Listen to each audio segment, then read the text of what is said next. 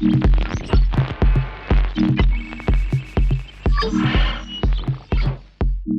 vais commencer par vous présenter la liste de matériel nécessaire pour réaliser une dilution. Donc vous avez besoin d'une solution mère à diluer, de l'eau qui servira de solvant pour la dilution, une fiole jaugée, un compte-gouttes et une pipette avec sa poire d'aspiration. Cette pipette est graduée jusqu'à 10 ml, mais vous pouvez faire plus en prenant plusieurs pipettes. Donc cette fiole est une fiole de 100 ml. Évidemment, il en existe d'autres volumes. Nous allons commencer par prélever la solution mère. Ici 10 ml parce que nous souhaitons réaliser une dilution au 1/10. Donc nous allons prélever 10 ml de solution mère en faisant bien attention au ménisque. Le bas du ménisque doit être posé sur la graduation 10 ml.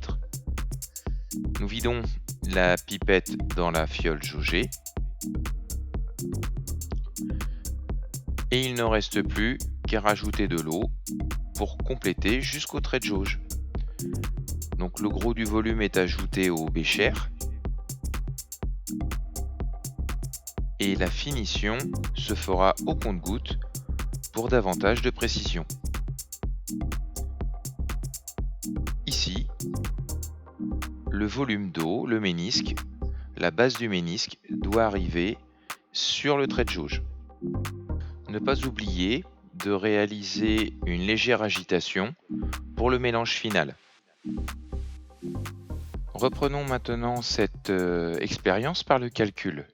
Donc nous voulons toujours préparer 100 ml de solution diluée à partir d'une solution mère. Cette dilution est au 1/10.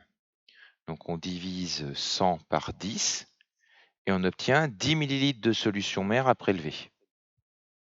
Ensuite, pour obtenir 100 ml de solution diluée, il ne reste plus qu'à rajouter 90 ml d'eau.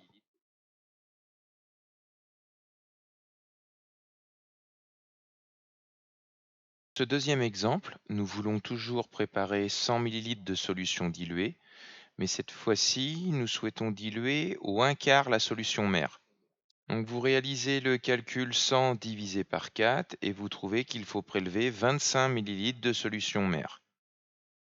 Ensuite, pour atteindre les 100 ml de solution diluée, il faut ajouter 75 ml d'eau.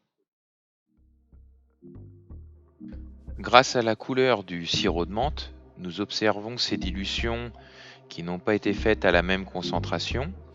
Donc à gauche, vous avez le 1/10 qui est assez pâle puisqu'on n'a pris que 1/10 de solution mère. Au milieu, vous avez la dilution au 1/4. Donc là, il y a 25% de solution mère, donc évidemment la solution est plus foncée. Et puis à droite, vous avez la solution mère initiale qui n'a pas été diluée, qui est la plus foncée. Une fois en classe, vous réaliserez des dilutions, soit à partir de liquides colorés, soit à partir d'acide, pour observer la modification du pH pendant une dilution.